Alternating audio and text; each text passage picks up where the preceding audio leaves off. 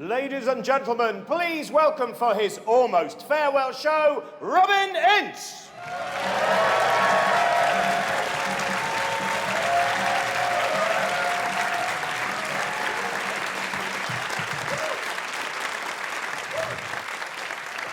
Hello! It's almost over. This is hello up there. Hello. It's very nice to have you here. This is I've been at the Bloomsbury a lot, and there's a problem with this show right from the start. Right, I have to warn you. I'm in quite a good mood, and that never fucking works. A thing happened to me today, right? Because it was all Tony Blair being an idiot and everything this morning, and a liar. But then everything else was nice. So it's a bit of a disaster. So I'm just relying on remembering when I was really angry about 2 months ago. There was a point. This thing happened. I woke up on a Friday morning in early May, and it turned out many people had made a poor decision. And that was when I knew I was making the right choice, just to go and hide in the attic for a while, right? It was just, I won't talk much about politics tonight, but there was this moment where, because on the night of the election, I was in the house with my wife, and at one point she went, this was about 3 minutes after the exit poll, she went, "Stop shouting at me!" I said, "I'm not shouting at you! I'm shouting at the whole fucking world," right? And then the next gig I had, Friday, the first gig after the election, where do I play? Horsham. Yes, where 58% of Horsham voted Conservative, still leaving 8,000 to vote for UKIP. So I had an audience of 150 sitting in a room just going, "Don't tell them we're here." And it was fascinating that I was so angry that day. I was like, I'd been fascinated watching the whole thing. I was fascinated, like the UKIP thing fascinated me. I think predominantly because I couldn't work out, right? I find it a bit strange. Why do so many racists live at the seaside? Because you'd think they'd want to live further away from other countries. Not really. "Oh, we're quite near the other country. We can almost see it, but not quite. Ooh. I like it, but I hate it as well. Ooh." It's like having a sadomasochistic relationship with your own racism. It's just this kind of like, what's the safe word? Mosley. And it's just... And it was, oh, come on, no, come on, there's still a lot of good things they stand for. It's like the fucking Labour Party, Jesus Christ. Well, I think we didn't win because we didn't love business enough. Yes, I think that's why all the people in Sunderland stopped voting for you, because you'd forgotten about their third home in France. Fucking idiots. Oh, good, I'm angry again. I had this, still my favourite line. When I started touring this show, right, I've been touring with Grace Petrie, who's going to be on in a moment, and we both get very angry about politics, and I'm fascinated by things like, well, UKIP, in some ways I'm almost a fan of UKIP, right, but not as a political party, as a kind of Dadaist art movement, right? I kind of see it as the rise of a new form of absurdism, because that bit when you look at what certain... Like with David Cameron, where I think about a week after the election, he said this line, which I praise because I can't remember it perfectly, but he said, "For too long, we've been a passively tolerant society that has merely told our people, as long as you obey the laws, we'll leave you alone." Yeah, for too long, that's all that's been required of you lot, obeying the law. Well, there's some other rules, and we're not going to tell you what they are, but we might then send you to an island and put you in a jumpsuit. Anyway, So I said that I was doing a gig with Alan Moore, who I'll talk about later on. If you don't know Alan Moore, the writer of Watchmen, V for Vendetta, Leave, Extraordinary Gentlemen. We were doing a gig the day that David Cameron had said this thing. And I said this back to Alan, and he just looked at me and he went, "If I'd put that in for V for Vendetta, they would have said, 'Alan, you're over-egging the pudding.'" And it's just... And that is where, because I've reached this point in my existence where I think it's, part of it is, I'm obviously middle-aged. How many more fucking sartorial clues can I give? He's wearing very much Rigsby in a Beckett play tonight, and... But this is the word, right? Brian Cox is older than me. He's old. I have to sit next to him every Monday looking at his lovely face. He's 40, so I'm only 40. It's like, I think he's invented a small physics machine that sucks my life force out every time his hair's dowdy. I think every time... "Oh, my hair seems lifeless. Oh, Brian, I'm so tired. But I am now voluminous." Anyway, so the... I'll tell you more about that later on. And the... But I've reached, I think it was about the point of 40 that well, one of the things that I noticed was I used to have many moods. And now, because I personally believe life is finite, I don't have time for many moods, right? There's a lot that I've just got rid of. All I have now is fury and joy. Nothing in between. At the best, I've got another 40 years. I can't waste it time with kind of ho-humming, right? A friend of mine said recently, went, oh, sometimes you're a bit mopey, aren't you? I went, no, I'm fucking not! No! Furious or joyous, that's it. And I was driving around the Lake District with Grace, right? We were doing a tour, we were doing the Lake District, and that was all over, every single day. It was just after the election, would either be me going, oh, Grace, let us pull in at this lay-by. Look at the hills. Look at the majesty of them. Look at the shadows of the clouds upon them, the variety of trees and bushes and grass. Look there at the birdland. Look beneath it there, alpacas roaming. Oh, the weight of life upon this pale blue dot. Jesus fucking Christ! 3.2 million voted for those bastards! I'm gonna have to buy a crossbow! Look at the hills! Everyone has to die! It saves so much time. How do you feel? Wait a moment and I'll tell you. Ah! It's like that moment where, because when I was younger, it's like there were so many things. When I was like my dreamy, even, I mean, I was a miserable little shit when I was young. I was middle age suits me so well. It was like young. I remember the day when I bought my first cardigan, and I just went, "Oh no, this is me. Who's been fooling who here?" And it's just, and I had this. Like, 'cause there was one side of me sometimes that I remember wanting to fit in. Because I'm one of those people who, in any situation, I never quite feel that I really, fit in. It's like, sometimes my wife will say, why don't we go to a party? And I go, why? Why we go to a party? And I go, well, we might meet new people. Well, I don't want to meet new people. I've got 5 friends. I don't need to shop around for more. One's a wizard, one's a mathematician, one's got an interesting version of Asperger's. Who needs more? I've got variety as far as I'm concerned. What do? We just go to the party, we'll put on a facade, I'll pretend to be something I'm not, they'll pretend to be something they're not, we'll talk for a while, just like, yeah. Then we'll kind of, while we're wearing our facades, think we've got something in common, even though underneath it all we know we haven't. And then we'll just end up like, we'll go about 2 years later, we'll still be going around each other's house every alternate Thursday to play some card game or watch something that we both secretly hate. And then the facades will drop and we realise that we've always loathed each other. She went, well, you can stay at home. And it's just that, because I have this thing where when when I was a teenager, everyone, a teenager, go, I just want to fit in. And in my 20s, I thought, I still just want to fit in. And then there was one moment in my late 20s where I remember being on a commuter train and just looking around at everyone and thinking, oh, I'm glad that being normal didn't happen. Because it's a lot of pressure, isn't it? Because you can't let normal drop. You have to do that the whole time. Just kind of on the train going, yes, good. The 8:05 from Guildford, a very, very reliable train. It's probably one of my favourites. The Metro, a good free newspaper. The Sudoku, though, is trickier than normal. Had a thought! Keep it in! Good, everything's fine. Everything is absolutely fine.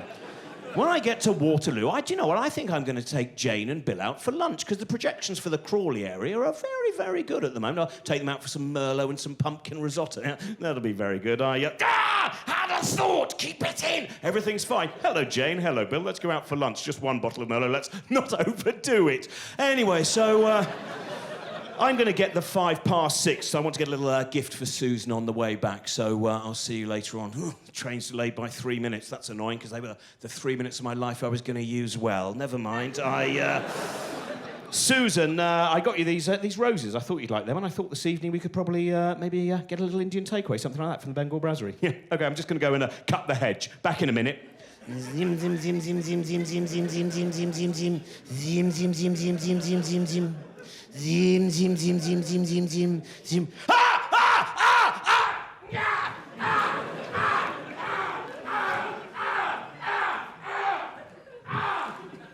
Oh dear, I've killed Susan. I shouldn't have bottled all those things up, should I? I should have done like Robin said, allowed them slowly out over a 25-year touring schedule with occasional Edinburgh Fringe festivals, but I bottled them up and now Susan's awful. Oh well. So that's kind of my agenda. And that's why I love you. Stand-up is basically trepanning. Every single night you go, I don't have to drill the hole, but I can let some of the spirits out. And I just... Because I get so... The arguments, I have far too many arguments, pointless arguments. It's like, with the Twitter thing and with the... Well, this was one as well. When I was, again, a few days after the election, I was playing a rural area, and I happened to mention fox hunting, because there was some talk of the idea that I think they may well re-legalise fox hunting, because as we know, all the hunts in England are very much observed not killing foxes. They're a very honourable group of people. And anyway, so I mentioned this, and then afterwards, this man came up to me and he went, yeah, your opinion on fox hunting, typical of a townie. I said, well, I'm not actually a townie. I was brought up in a village, and so I've seen things like fox hunting. He went, yeah, I know, but still, even though my first point is now null and void, nevertheless, I'll pretend that I never actually heard that. And he said, you don't understand. He said, the thing is, he said, and I've done some research into this, it really is the most humane way of killing a fox. It really is. Fox hunting is... And I personally believe that if you believe the most humane way to kill anything is by chasing it with angry dogs, you might not have done all the research, right? There might be something you've missed out, right? It's like, as far as I know, that's not what they use at Dignitas, right? I don't think they kind of... Why have you given me these Nikes, doctor? You'll find out. I think I'm ready to go. We'll start running. Oh, for fuck's sake. I just... But this is what... part of it comes from... It is... I think... I'm fascinated by human beings, but, these self-conscious creatures, and the fact that, there are so many... I get worried about people wasting their lives, not being furious or joyous and just in the kind of middle ground, right? It's just like... It's like someone that I talked about last time I was here is... Because I did the radio show, the Infinite Monkey Cage, right? We have a lot of fun doing that. And people on that are really properly, incredibly passionate people who want to discuss ideas, and all the work they do is because they're so excited about the universe, and this is the scary thing, though, right? I'm not a smart person. But because I'm on Radio 4 doing a science show, sometimes people make that mistake. And then I have to stand in a room pretending I understand what they're talking about, right? And I'm basically a Renaissance idiot, right? I know just about enough about a large enough number of things to be wrong about everything, right? I read just enough to be able to, in any social situation, be able to go, isn't it this? Oh, it's not. Sorry, I must have misunderstood. And I do that all the time. It's like, when we were out in America, right, we were doing some gigs in America, which was fantastic. And the lovely thing, these American scientists kept saying, oh, you're so lucky to come from England. You're so lucky to come to England. Because everyone in England is just like, they're so smart, and they're so interested in science and ideas. And I thought, should I? No, I won't tell them. I'll just let them dream of this utopia over the ocean, right? And then there was a lovely moment where, when I was going around the Natural History Museum in New York, this woman came up to me and she'd heard my voice and she went, you're English, y'all know this, which I love, just this kind of... And then there was another question, she went, do we go round the sun, or does the sun go round us? And I tipped back my pith helmet, adjusted my cravat, and I told them the current theory. But it's just... But that's one of the things that it is... This is part of the problem we have, is there is so much information out there. You can so easily get bogged down in social media and all these things where, like, again, in America, where there was one gig, this was the most difficult gig I had, right? I end up doing gigs sometimes where there are Nobel Prize winners in the audience, right? And they're quite pedantic about accuracy sometimes. And there was, like, one night, I think it was in Chicago, there were two in the front row. And I've done many, many gigs, thousands of gigs over the last 25 years, and I've played horrible, horrible gigs. I have been in kind of awful rooms in Chesterfield with hen and stag nights hurling bottles at you, screaming, you're the worst thing we've ever seen, get off! And then you have to trudge back to a Travelodge, and you lie there listening to three people next door fucking each other, right? And I didn't know it was three until I heard a voice going, well, I'm off now, and then two other voices, which shortly after the other woman left, started arguing. So it obviously hadn't worked out very well. So, lots of things, right? You have these nights, but there is nothing in terms of the ego damage to be halfway through a routine about black holes and see two Nobel Prize winners going, oh dear. Someone doesn't understand singularity. I'm sorry, sir, I'm sorry, madam. And I've ended up, it's like when I met, last year I had the chance to meet Peter Higgs, which was brilliant, right? I got to meet Peter Higgs, and there was this, I was at the Edinburgh Science Festival, and a friend of mine went, do you want to go out for dinner with Peter Higgs? Like, I'm going to go, no! He's not on my list of Nobel Prize-winning physicists I was hoping to meet, but thanks anyway, right? So then I said yes, and then the moment I said yes, I thought, why have I said that? I am an idiot. I will fuck this up so bad. Do not say anything. You just sit there watching Peter Higgs eat soup and pate and you keep quiet, right? I was so wound up and nervous and I started to have, during the 48 hours beforehand, I have all these little nightmares, pinpricks of nightmares, where I'd just be sitting there going, Peter, I've heard this about muons and gluons. Have you? Well, it's very wrong. You must be an idiot. Yes, I am, Peter. I'm awfully sorry. Why did Brian Cox tell me those things? No one will believe I misled him. I'm so lovely. So... and it was... I mean, this is what... But actually, one of my favourite ones, though, I mentioned Alan Moore before. I'll tell you this story now while I remember it, right? This is... we did this one show about something I'll talk about in the second half of tonight, about self-consciousness and about thoughts, right? And the brain, I find, you know, it is the human brain, the idea, the most complex thing in the known universe. I find it very, very fascinating, and we happen to do this show about self-consciousness and about our thoughts. And we have this fantastic... Brian was really cross that we were doing it, right? He walked to me, what are we going to do today? And I went, oh, well, today we're doing a kind of, you know, self-consciousness and human thoughts. Oh, boring. Why can't we do physics? We can't always do physics. Why not? Physics is brilliant. Brains are rubbish, right? And that's... Because that's what he's really like. He's just like... 6 hours of the year, he points and smiles. The rest of it, ooh, what a rubbish volcano. My flip-flops are wet. Someone carry me down. So... You can't be that happy for 6 hours of the year and not be a miserable fuck for the rest of it. So anyway, he was quite, and I was trying to explain. I said, it's going to be a great show. We've got this man called Bo Lotto from the London Science Museum. He's a really interesting man. He's done a lot of research into the limitations of the human brain, and he talks about the fact that we as human beings, that, you know, we may well have limitations, that we can't observe nature from outside of nature because we are part of nature as well. And he went, that sounds rubbish. I went, no, it's going to be really good. He said, all he's saying is that, you know, our brains may have limitations. Then he looked at me and went, well, your brain might have limitations. And then... So we've been quite cross, to the point that the name Deepak Chopra came up at one point, and then we get to record the show in a lovely little theatre not far from here, the Drill Hall, right? So the show, we had Claudia Hammond, who's great, she's from All in the Mind on Radio 4, we had Bo Lotto from the London Science Museum, and we had Alan Moore. So Alan is a tremendous autodidact. He has tremendous knowledge of scientific ideas, philosophical ideas. He's very adventurous in his thinking, for any of you who have read any of his work. His latest book, his latest novel, he's just written his second normal novel, and it's called Jerusalem, and the first draft of it, it's currently longer than the Bible.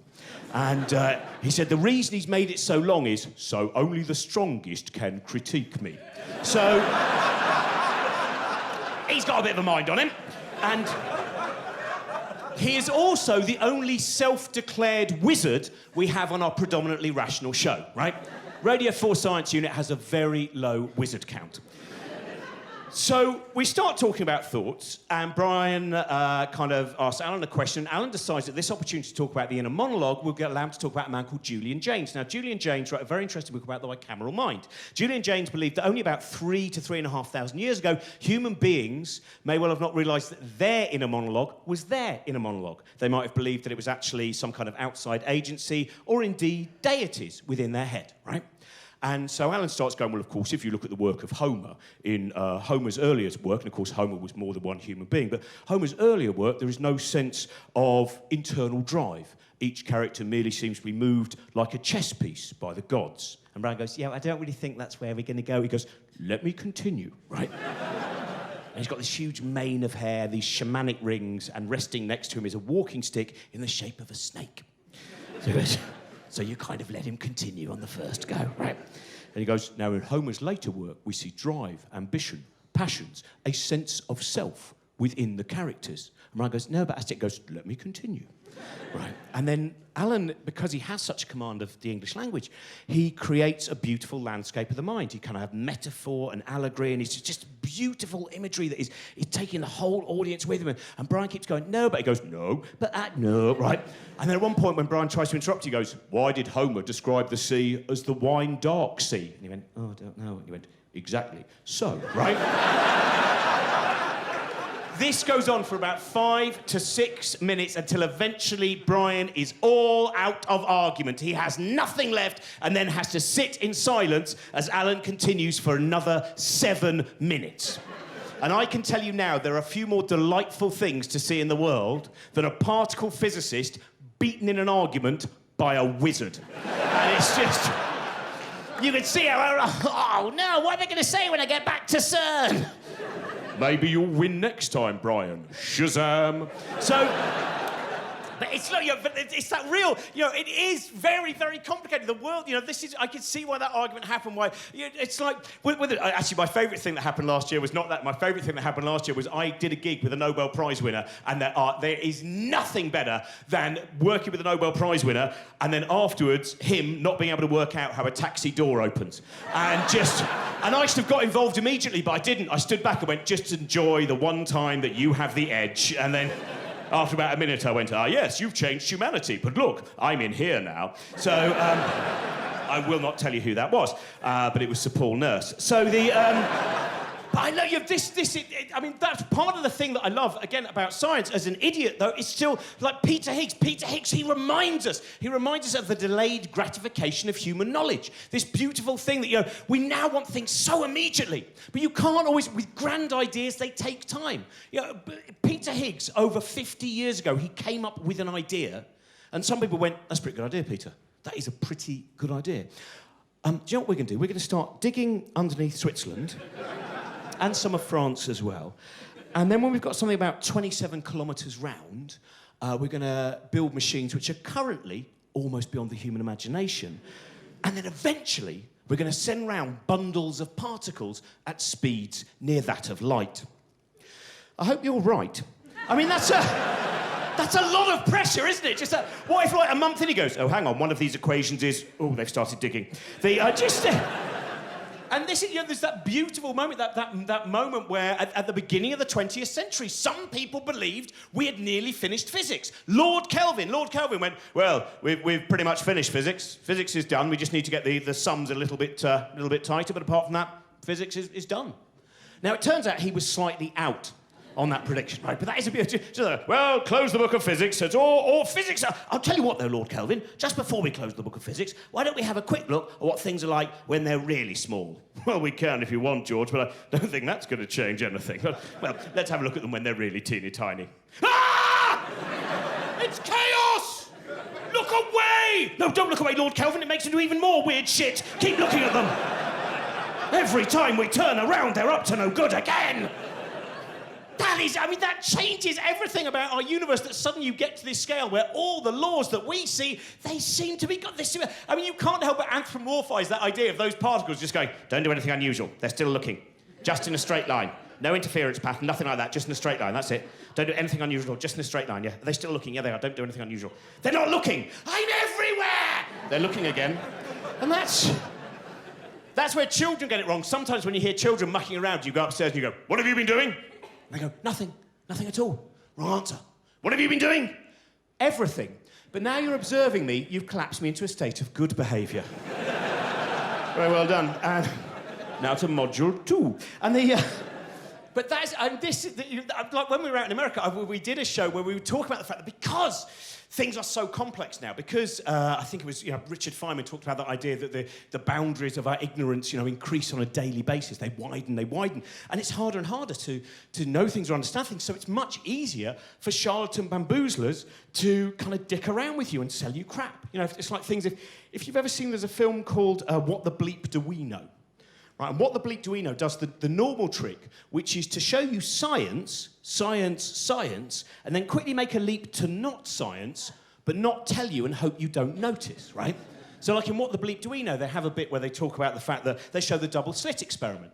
And to my eyes, at least, it looked like it was reasonably accurate for the current understanding of that. The particle going through both slits, neither slit, the interference pattern, the way, all of these things. And it's, you kind of watch it and you go, both slits, neither slit, either slit. And then at the end of that, just when you go, then suddenly there's a man sitting next to a cactus who goes, and that is how the brain can time travel. And you go, hang on, I think you skipped a bit, haven't you? Was there a bit you cut out there, right? And this is what I love watching those things where every time I'm trying to make myself more kind of a thicker carapace to deal with these tricky things. Like out in America, we saw this fantastic thing. Someone explaining homeopathy from the perspective of 20th century physics. And I'll see if you can spot where I felt the argument went slightly awry, right? So the person comes out, she goes, right, I'm going to explain homeopathy, and I'm going to be using science, and there's a few things, first of all, I have to deal with. First of all, you all know we're energy, okay? You know we're energy? Great, you all know we're energy. That's fantastic. And you all know Albert Einstein? Have you heard of Albert Einstein? Great, you've heard of Albert Einstein. And obviously, you all know water. You know water, right? As if one of them's going to go, no, I don't know water. I'm sentient dust, right? So she goes, right, now I'm going to deal with Albert Einstein and those ideas. Now, first of all, Albert Einstein wrote an equation. Right? It was actually more than one, but we don't need to get bogged down, right? So Albert Einstein wrote an equation, and that equation was E equals mc squared. Now, that is E for energy, and then M for mass, and then the C for the speed of light. Now, do you know how much mass you are? Do you know how much mass you are? You have very little mass. Very little mass. In fact, if you took all the mass of the known universe and you removed all the empty spaces, all of that mass will fit in something about the size of a basketball. So you are very little mass. So in a lot of ways, we can cross out the M of E equals mc squared. You can't, right? Albert Einstein was a very clever man. If he'd found a shortcut and gone, do you know what, lads? E equals c squared. Thanks, Albert, that saves us a lot of time, right? So that's... And part of what that has is the delightful idea that just because a number is small in physics, it's kind of extraneous, right? Now, this building here is partnered with UCL, so I imagine there are some physicists in, right? You physicists will know small numbers don't mean you're shit, right? Planck's constant is not a big number, right? It doesn't mean that Planck was a shit physicist, right? It's not going, oh, what a rubbish constant, Planck. You've got a really tiny constant, like decimal point 15 zeros. Wow, rubbish. Not like Avogadro's constant. He's got a great big constant. Yeah, well, I think he's compensating for something. Shut up, Planck. Yeah. Pi. Oh, pi. 3 point. I just round it down to 3. A lot of my buildings are falling over. It's just... And it's those, that's not even, right, then it gets better, right? You're like this, right? Then she goes, but that is not the end of the story. It's not the beginning either. That is not the end of the story. Because then God gave us a new physicist, and his name was Stephen Hawking. Now, I understand that people make the mistake between Richard Dawkins and Stephen Hawking, right? That can happen. I don't think you're a terrible person if you've done that. But I do believe that if a scientist is the central plank of your argument, you should have at least read his book to the end of the spine. I reckon that's the... At least get that far.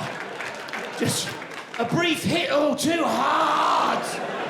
It's just... So that's one of the reasons we have to be passionate, we have to be excited, we have to be, you know, the people, if you're not interested, there's so much going on. So I'm suddenly thinking of just how many brilliant, fucking wonderful things there are, and to just sit at home and go, I don't really want to get involved, right? Just, oh, do you know what, I just want to switch off. When people say that, I go, what? It's fucking 4.6 billion years, this planet, slowly, life forms, mutation, heredity, natural selection, and now you have a creature that can look in a mirror and recognise itself and ask questions about the stars, and what's it do? Turn this fucking thing off. It's interfering, right? It's just... This is what my favourite guest, right? The one on my show that we love. I'll get Grace on. Sorry, Grace, it's longer than normal, right? But it's just this 10-minute preamble seems to have dragged. Anyway, but it's... But my favourite guest, and I've mentioned him before here, and I just love him, right, is Brian Blessed, right? We have Brian Blessed on the show, and he is now, I think he's going to be 79 this year, right? And that's what I love as well, when you just see... I saw Jim Dale the other week. Jim Dale, most famous, of course, to most of us over here, is a carry-on star, but, like, he has done incredible things and worked with Olivia and done amazing things on Broadway. And now I watched 80 years old, and I went, fuck, look at the excitement. There's no kind of jaded boredom there. And Blessed, he is the same, right? The first time we had him on, and, you know, to have Brian Blessed and Brian Cox, two Brians, but with very different vocal delivery. And just And the first time we had him on, right, I've talked about it, but it was so great because to have Brian Cox, Brian Blessed, and Brian just turns and goes, Brian, how do you feel about intergalactic space travel? And Brian Blessed just went, I've always wanted to go to Mars. Why can't we go to Mars? Tell me, Brian, tell me. Why aren't we on Mars? I went, well, I'm not really involved. Well, get involved, for fuck's sake. A very heavily edited programme, that one, right? Why can't I fly through the middle of fucking Jupiter? It's a gas planet! So... And it's not an act, right? That is what he is, right? You can see it. It's just everything he does. He really wanted to go to Mars. He is angry. He is angry that when he was 8 years old, he saw images of Mars and he imagined that human beings would be there by now, and the fact that he worries that in his life we won't have got there, right? That makes him angry. Now, he was brilliant on that show, but then we had him back on a Christmas show, which would have been last December. And this was, again, just seeing the excitement of anyone put in a room with him, right? We had Francesca Stavrokopoulou, who is an atheist Bible scholar. We had the Reverend Richard Coles, former keyboardist with the Communards, now a vicar in the Midlands area. We had Chris Hadfield, the Canadian astronaut. And we had Brian Blessed, proper variety, right? Now... Chris Hadfield has done wonderful and remarkable things. If you've not read his book, I would highly recommend it. It's a wonderful look of what it is to be a human being looking back upon your own planet from space. And he has done incredible things that I will never have the opportunity or the ability to do. Like the first time he went out on the International Space Station, he went on a spacewalk, he had to do one repair. So he gets out there and he's got to kind of try and unscrew this thing, and there's a few little kind of weird kind of thread cap things he's got to take out, right? So he takes out the first one, and just as he takes it out, the other 5 drift off into space, right? Out of his reach. And he goes, I got a bit of a problem. All the bits have floated off, right? And they went, don't worry, Chris, just stay there for about 30 or 40 minutes and we'll come back to you. Just stay there. Just stay holding on to the side of a space station going around your home planet. And he said it's just like holding a luggage strap. And eventually he let go and just drifted with the space station. He has done remarkable things. But even he, I don't think, was ready for Brian Blessed's impersonation of Jesus. So... didn't happen in the show, right? We did the show. Then we go into this little green room where we're having sherry because it's a Christmas gig, and suddenly Brian goes, oh, I forgot to talk about Jesus. Oh, let me tell you about it, Chris. And he grabs him, right? And he goes, I was in a play about Jesus. I didn't play the part of Jesus. That was Colin Blakely. Wonderful play by Dennis Potter, Son of Man. Anyway, we're doing the crucifixion scene. And Colin's still in his dressing room. So I go in to see him. I go, Colin, what's the matter? And he goes, Brian, I don't know how to play Jesus on the cross. I went, for fuck's sake, Colin, you're Jesus. When you're on the cross, you just have to go, why have you forsaken me? And that's how he played it. It was very powerful. So, he just remarked, and that's what I love, right? This is... I shouldn't be retiring because my poor wife is like just going... It's going to be like this now for my life, isn't it? Because previously I sent you out and you shouted, and now... Darling, it's 7 o'clock, the adrenaline's kicked in. Look at me doing voices. Oh, God. So, it's a very long way into introducing the support act, but hopefully, if you've not seen Grace before, you're in for a treat. If you have seen her before, you know how lucky you're going to be. She is Grace Petrie. We've been touring for quite a while. We've also toured together, Josie Long and Grace and me, and she's toured with Billy Bragg and done her own shows. She has a fantastic new album out. She's been on the Now Show, and I love working with her, and I think her songs are incredibly powerful, incredibly beautiful. And she was recently described by Billy Bragg as possibly the greatest songwriter that has ever come out of Western Europe. So please welcome to the stage, Grace Petrie.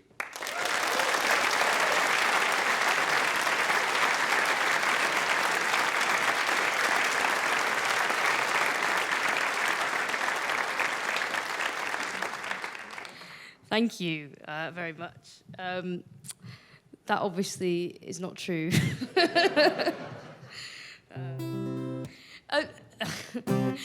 We've been touring for a long time.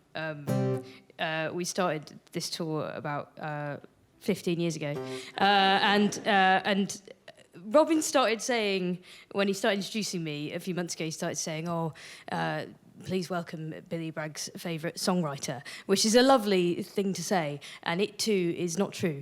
And I don't know where it came from, really. There was a thing where he sort of mentioned me a bit in an interview, but Robin started saying that, and it's very nice. But I worried that it was going to get back to Billy Bragg that I've been claiming this. So I kind of came out one night and said that isn't true, and ever since then, the lie has gotten bigger. Every night. So, there we go. Are you all right? Yes? I'm going to sing you... I normally do... has anyone seen me before here? Ah, brilliant. Hello. I'm going to do... I normally do sort of sad and angry things, but I'm going to start with something vaguely happy that I have, and I only have the one happy song.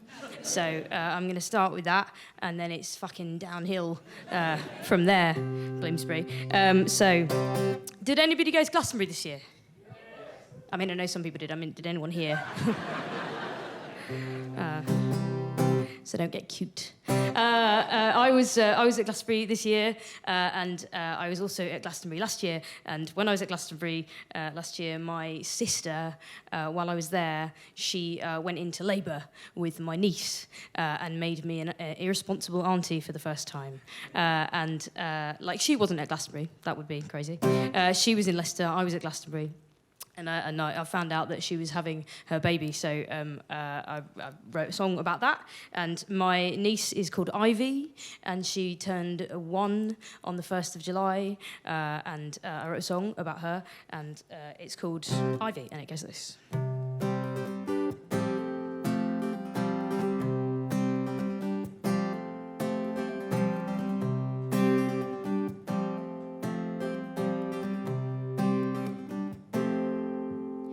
It was Glastonbury 2014, and me and my best friend, we'd had an awesome festival, and then we got a call on Sunday about 10:30, and it was back to the camp, and it was pack up the tent, and it was saying goodbye to Billy Bragg as we went, and telling our friends that we had somewhere to be, someone so much more important than all those VIPs. It was your mum on the phone that rerouted us. We got a hug, goodbye from Phil, Cupid's us, and then we drove all night from Glastonbury to meet you home when you were ready to arrive, Ivy. And I drove until the sun came up to beat you home, all the way up the M5, Ivy.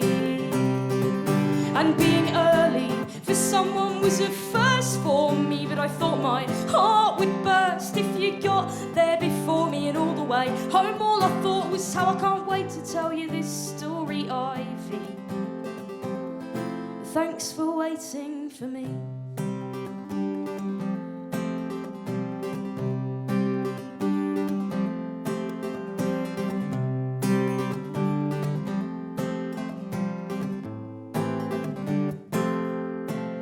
And I can't wait to know the person you'll become.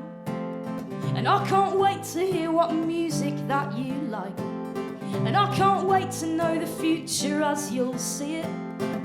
And I wonder if I'll still be behind the mic. And Ivy, maybe one day when you're my age, well, maybe I'll be singing from that pyramid stage that once I drove all night from Glastonbury to meet you home when you were ready to arrive, Ivy. How I drove until the sun came up to beat you home, all the way up the M5, Ivy. And being early for someone was a first for me, but I thought my heart would burst if you got there before me. And all the way home, all I thought was how I can't wait to tell you this story, Ivy. Thanks for waiting for me. Thanks for waiting for me to arrive. And let me just say thanks for not bringing Labour on until Sunday night and halfway through Kasabian, because who the fuck cares about Kasabian? And thanks for not coming to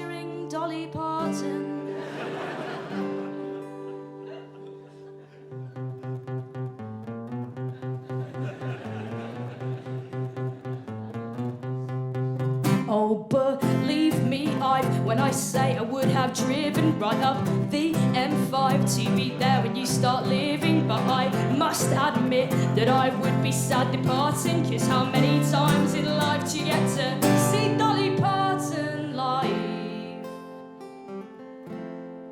Not that many,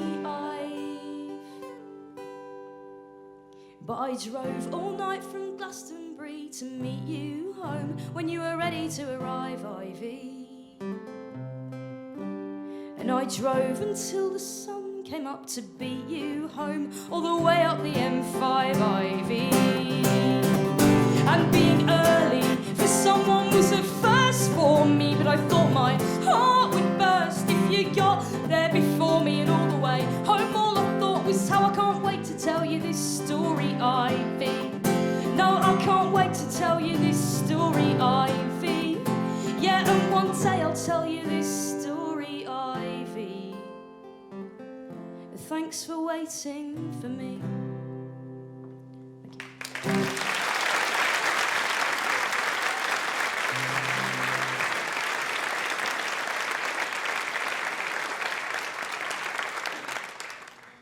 Thank you very much.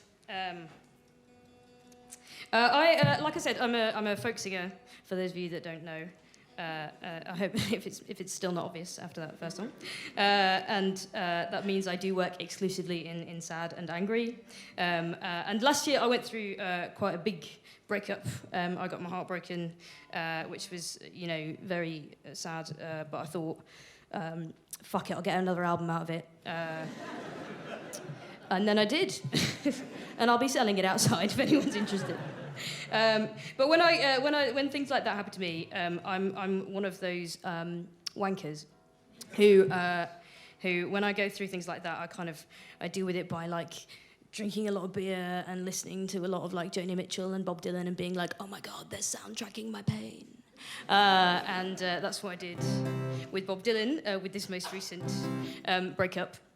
And I do think, like, all those years ago, Bob Dylan was like, I think in like 40 years or so, there's going to be a lesbian from Leicester who's really going to dig this. So in many ways, I've validated his career, I think.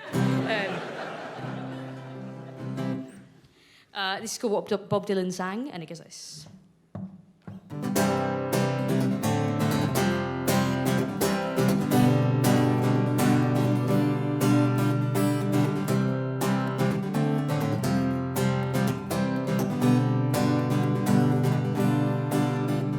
Well, once I met a girl who had my measure from the start. She tied me up in knots and then she tore me clean apart. And I laid with her for years and years, but I never knew her heart for all I tried. And the life we had was fiction, but it was a lie, she told me well. Advertising heaven as the price you pay for hell. And I tried to make her feel my love long before Adele. Oh, how I tried. And we'd put Zimmerman on Spotify and listen as he told about how he gave that girl his heart, but she wanted his soul. And I never understood that line, it didn't make no sense. But when she went, I saw what Bob Dylan meant.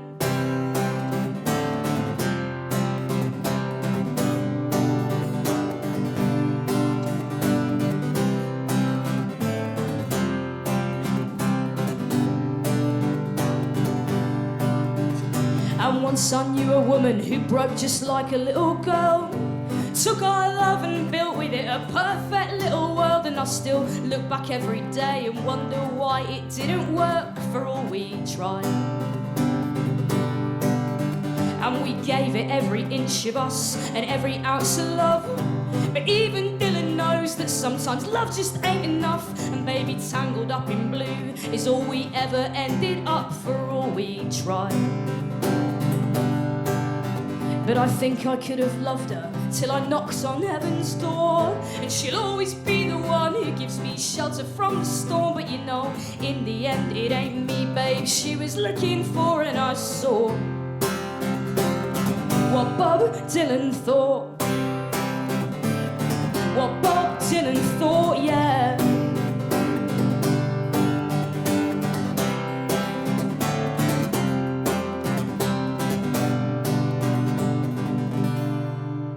But every break of every heart is just the start of some new art. So when you build yourself together out of broken, shattered parts, just remember that for every scar you took on a bad day, you know you'll always be somebody else's one that got away.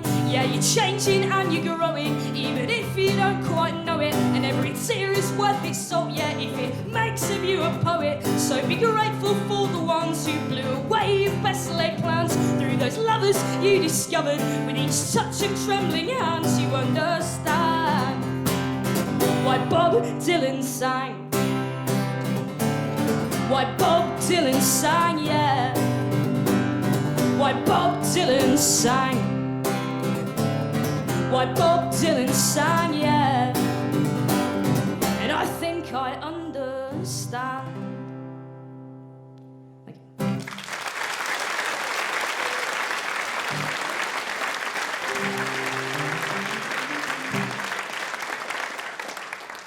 Thank you very much. That is more than enough soppy shit. So I'm going to do some politics for you. Oh, 3 people are into that. That's good. It's getting more every night. So I wrote a load of songs about politics after the election in 2010, and they didn't work. And I know that they didn't work, because at 9 o'clock in the morning on the 8th of May, when I was quite hungover and in a very sorry state in more ways than one, Robin phoned me up, and I picked up the phone and said hello, and he said, "Your fucking songs didn't work." And fair play, they didn't. So I've just carried on in the hopes that they might work in 2020. So this is a song about, of all of the terrible things that happened in the last Parliament, I think one of the worst things that the Tories pushed through was a thing called workfare. Does everyone know what I mean by workfare? If there's anyone that doesn't, it's basically this scheme by which now they can make job seekers go and work for free for these private companies, and if you don't do it, if you refuse to do it, then they cut your job seeker allowance, and job seeker allowance is like nothing at all. It's like 40 quid a week anyway, right? And it's terrible, and it's appalling, and it's part of a kind of wider culture that's been really prevalent over the last 20 years of sort of trying to force people, especially young people, into this sense that they have to work for free, basically. Like, you have to do these unpaid internships for free, or you have to do all this volunteering for free, and basically you have to, in some way or another, kind of work for a long time for free before you can actually earn anything. And I think it's totally bullshit. And one of the worst things about this policy on workfare is that it was massively aided by the Labour Party. Like, they allowed the Tories to kind of push it through. And I'm not here to slag off the Labour Party. I know people are very sensitive about that, and I don't know, it's a bit like "Don't Speak Ill of the Fired" with Ed Miliband. I don't know, but I do think wages for work should be pretty page one for Labour. Like, you're the fucking Labour Party. It's not that difficult. I know. I understand. There's a lot of things. Thank you. I understand there's a lot of kind of ideological differences in the Labour Party, but I do think if you're supporting unpaid labour, you're in the wrong party, I think. I wrote a song about it, and some of you wooed earlier on. Thank you very much. And for those of you that didn't woo, you will be very displeased to find out that what happens when people woo is that I decide to do a sing-along chorus. Yay! Thank you very much. This song is called You Pay Peanuts, You Get Monkeys, You Pay Nothing, You Get Nout. Right? Does everyone know what I mean by nout? I'm from Leicester, so, I don't know if it means nout to you in London, but see what I did there. Sorry if I offended any Kasabian fans earlier on, by the way. It's like the gay thing. I can make jokes about it because I'm from Leicester. It's our cross to bear. So I'm going to go like this. You pay peanuts, you get monkeys, you pay nothing, you get nout. And I would like you to shout, peanuts, monkeys, nothing, nout. Oh. Do you know what? I love it. I love it when that is met with reluctant silence. It really makes my night. Let's have a go, anyway. I might cast you the old desperate eye when it's coming up, so do just vote with your consciences. Yeah, it's going really well, man, yes. It goes like this. Oh, and it does, this song does reference Ed Miliband. What are you going to do? I mean, a lot of things rhyme with Ed Miliband, do you know what I mean? I was relieved for both ideology and satire when Chucky Umunna withdrew from the race. Because, fucking hell. Easy satire, that does not make. Yeah, so it goes like this.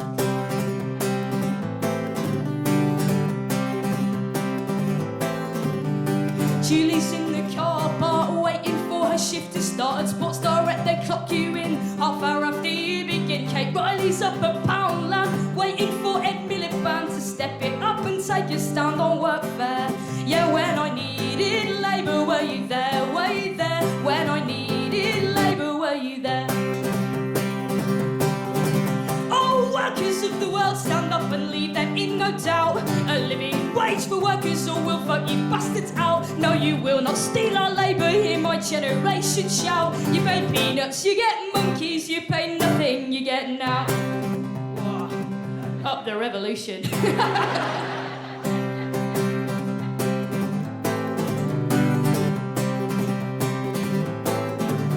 Hooray for all the cool kids doing their apprenticeships. Invest in youth for future power, but fuck it, at £2 an hour. Intern in London 9 to 5. But if you want to stay alive, better hope Mum and Daddy will be there. We'll be there with a nice big house for you to share. Oh, workers of the world, stand up and leave them in no doubt. A living wage for workers or we'll vote you bastards out. No, you will not steal our labour, hear my generation shout. You pay peanuts, you get monkeys, you pay nothing, you get now. Whee! They respond well to criticism. And we're like lobsters in a pot, trying to lock down all we've got. Cause if you won't do the time, well there's 20 more behind who are queuing up in line to take your shot. If you're not. Oh, workers of the world, stand up and leave them in no doubt. A living wage for workers or we'll vote you bastards out. Oh, you will not steal our labour, hear my generation shout. You pay peanuts, you get monkeys, you pay nothing, you get now. You pay peanuts, you get monkeys, you pay nothing, you get now. You pay peanuts, you get monkeys, you pay nothing, you get now. You pay peanuts, you get monkeys, you pay nothing, you get now. Thank you.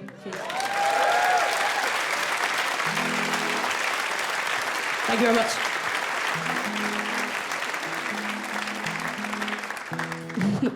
My favourite was like, I think some people went to the toilet and they came back in just at the end. And they must have been like, what has happened? She's made it into like a weird monkey cult, I don't know. I'm just going to do one more and then I'm going to fuck off. I would like to say a very, very heartfelt thank you to Mr. Robin Ince, to whom I owe more than half of my career. Yeah, I think we should definitely clap him. Like.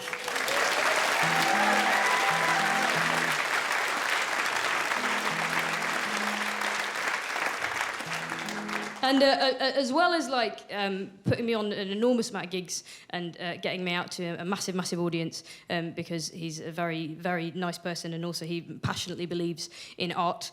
And as well as doing all that, he's made a lot of my dreams come true. He got me on a gig with The Cure, which was fucking amazing. But he's also like, he's challenged me a lot in the 5 years that I've known him. I'm going to play this song for him, which he commissioned me to write. And I didn't think that it was particularly possible to do. But he asked me to write a song about Charles Darwin. And I'm not going to lie, it's not my standard fare. But I had a look at Charles Darwin on the internet.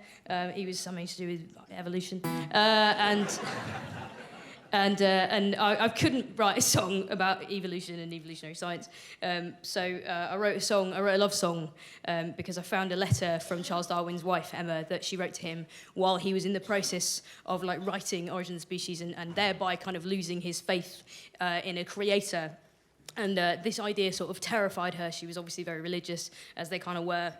back then, and she wrote this letter to him about how she was terrified that his kind of scientific pursuits would mean that they wouldn't be together in the afterlife. There was it's on Letters of Note, and I would encourage you to kind of go and read it because it's very, very interesting, very moving. And then right at the bottom, Charles Darwin actually just wrote this postscript that says, "When I am dead, please know that many times I have kissed and cried over this." And I thought, there is the guy that I can write a song about. So I would like to say very big thank you to Robin Ince for all of the gigs, and here's to many more gigs to come after his very well-deserved holiday. And this is called Our One Life. Thank you very much.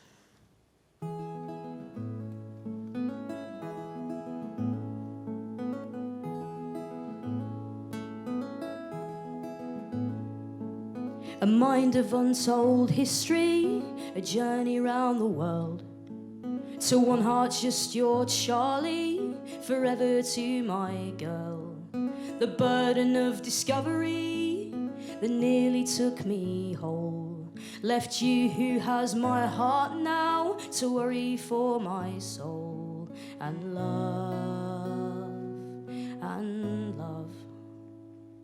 When I am dead, know this, many times I have kissed and cried over this, and cried over this. When I am dead, know this, many times I have kissed and cried over this, and cried over this.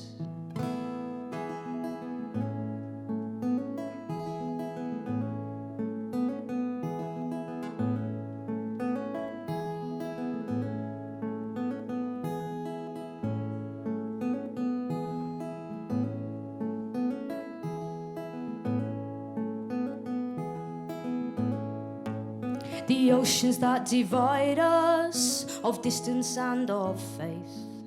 I worry for our one life, you worry that I'm safe.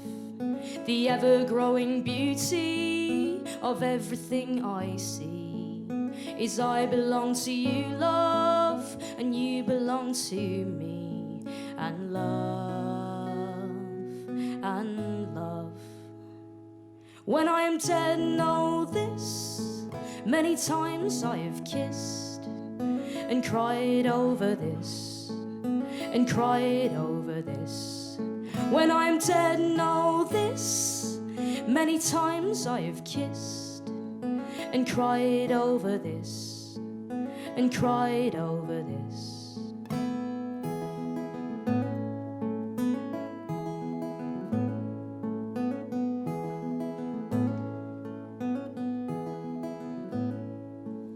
My heart has known its one love, of that being no doubt. One life, this life was enough, you made each second count. Thank you very much. Robin Ince.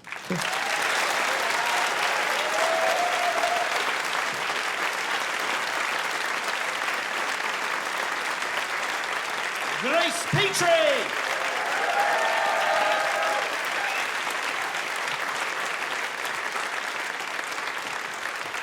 And I'm sure that Grace mentioned, because she's both a socialist and a very good salesperson as well, which is a wonderful combination. Previously, she's a lot more of a right-wing singer, but they never really shift like as many. Anyway, so she just make her husband happy tonight by the whole thing is it's a very carefully crafted marketing character. But she will be out. She'll be out with her new album and probably other albums as well. It's absolutely fantastic, and I'll probably be out there for about 3 minutes as well with 2 DVD. I've got one DVD I did, which with Chris Evans, one from Go Fast Truck, plays in a different order every time you watch it. It's 3.5 hours long, and it tries to replicate the live experience. So, anyway, we're going to have an interval. Let's hear it one more time for the wonderful Grace Petrie.